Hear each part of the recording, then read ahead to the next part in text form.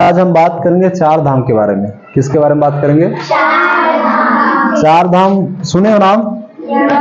सुने होगे, नहीं सुने हो तो सबके घर में दादाजी लोग हैं, कहीं ना कहीं यात्रा करने जाते हैं। उनसे पूछना चार धाम के बारे में बता देंगे। नहीं बताएंगे, अभी तक नहीं पूछा तो मैं बता दे रहा हूँ, ठीक है। अपने धर्म ग्रंथों में चार धाम का बड़ा महत्व है। कितने धाम का? चार धाम का बड़ा महत्व है। चार धाम कौन कौन से उसके बारे में हम बताएंगे। कभी मौका मिले तो जाना घूमने जरूर, ठीक ना। ये हमारे धर्म ग्रंथ है, धर्म स्थल है, यहाँ पे घूमने जाना चाहिए। जैसे और इसमें चार युग के बारे में बताएंगे। कितने के बारे में? युग सुने हो? चार युग हैं। बोलते नहीं रहे घोर कलयुग लगा है, बोलते हैं क्या बोलते हैं? घोर कलयुग। कलयुग यहाँ देखना चौथे नंबर पे है ना। अभी हम लोग कलयुग में है। किस में है? कलयुग में है। तो हम बात कर रहे हैं युग के बारे में। चार युग भी हैं। कितने युग हैं? देखो चार धाम है, चार युग हैं, और ये चारों स्थान पे है। ये हमारे सब धर्म ग्रंथों में मिलता है, इसके बारे में जानना है। सबसे पहले हम बात करें सतयुग के बारे में बात करें। किसके बारे में बात करें? सही, सतयुग के बारे में। सतयुग के बारे में बात करें तो ये बद्रीनाथ धाम है। पहला धाम कौन सा है? बद्रीनाथ धाम है, जो कि उत्तराखंड में स्थित है। कहाँ है? उत्तराखंड। बद्रीनाथ, ये इसको केदारनाथ के भी नाम से जानते हैं। किसके नाम से? केदारनाथ के भी नाम से जानते हैं। ये सतयुग में, सतयुग का मतलब जानते हो? उस समय सत्य का युग था। किसका युग था? सत्य का। राजा हरिश्चंद्र का नाम सुने हो? नहीं सुने? सुन लो। उस समय राजा हरिश्चंद्र उस समय सबसे बड़े राजा रहे, और जो सत्य पे रहे, कभी उन्होंने झूठ नहीं बोला। ऐसा माना जाता है कि राजा हरिश्चंद्र जैसा सत्यवादी इस संसार में कोई नहीं हुआ है। तो इसलिए उस समय का युग था सतयुग था। उस समय में उस युग था, उसमें सत्य वाला युग था, ठीक है। तो सतयुग में बद्रीनाथ को लेते हैं। कौन सा लेते हैं? बद्रीनाथ। ये जो कि उत्तराखंड में है। कहाँ है? उत्तराखंड। जब राजधानी जानते हो तो उत्तराखंड की राजधानी क्या है? देहरादून। क्या है?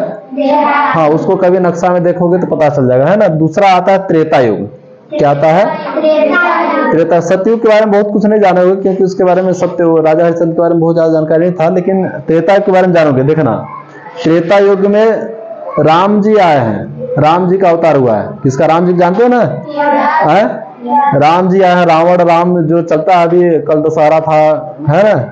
तो रावण मरा है। तो त्रेता युग में रामेश्वरम का निर्माण हुआ है। त्रेता युग में रामेश्वरम धाम का निर्माण हुआ है, जो कि तमिलनाडु में है। कहाँ है? तमिलनाडु की राजधानी चेन्नई, है ना। तो ये जो रामेश्वरम है, इसको राम जी ने बनवाया था। कब बनवाया था उसके बारे में थोड़ा सा बता दे रहे हैं ना। ये त्रेता युग की बात है। कब की बात है? त्रेता युग में रामेश्वरम धाम का निर्माण कब हुआ था? जब राम जी ने रावण पर विजय प्राप्त करने के लिए, मतलब रावण जो था सीता जी को उठा ले गया था, तो समुद्र में बीच जब रावण के पास पुष्पक विमान था तो उड़ के चला गया। राम जी पैदल थे, तो समुद्र पार कैसे करें? समुद्र पार कैसे करें? तो समुद्र देव से वो रास्ता मांगते हैं, तो रास्ता नहीं देते हैं, तो बीच में क्रोधित होते हैं। फिर समुद्र जी आके क्षमा मांगते हैं, जो भी है।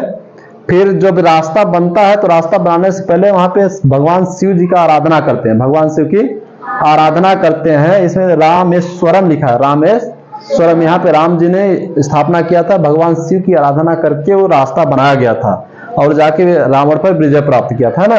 तो कहाँ से समुद्र राम सेतु कहाँ बना है? रामेश्वरम में बना है। कहाँ बना है? वहीं से राम सेतु बन के श्रीलंका तक जाता है। समझ गए क्या?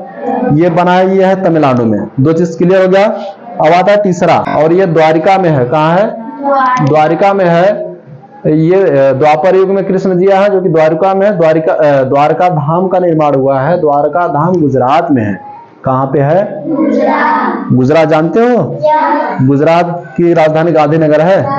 गांधीनगर कैसे पड़ा? क्योंकि गांधी जी वहीं के थे। गांधी जी का जन्म गुजरात में हुआ था। समझ गए ना। और ये द्वापर की बात है। इसमें द्वारका धाम मतलब ये द्वारका नगरी थी। भगवान कृष्ण द्वारका की वो थे, राजा थे। द्वारका की राजा थे, इसलिए द्वारकाधीश, वहां के द्वारकाधीश भी कराते हैं भगवान कृष्ण। भगवान कृष्ण के बारे में बता दिए थे कहानी पहले ही, ये गुजरात में। अब बात आता है कलयुग। क्या आता है? जहाँ पे हम लोग अत्याचार कर रहे हैं। अत्याचार कर रहे हैं, नहीं कर रहे हैं? कलयुग कैसे हुआ? हम लोग पूरा अधर्म काम पूरा हमें लोग किए। यहाँ पूरा धर्म का काम चला है, सबसे लास्ट में पूरा अधर्म का काम चल रहा है। चल रहा है, बहुत कुछ चला, सत्य सत्य सब चला। इस कलयुग में हर चीज चल रहा है। ये जब ये एक तो है ना, इसमें पूरा चीज चल रहा है, ऑलराउंडर है। अभी अभी घोर कलयुग नहीं आया है, आएगा। कलयुग के जो मुख्य धाम है ये जगन्नाथपुरी है। ये कहाँ है? उड़ीसा में है।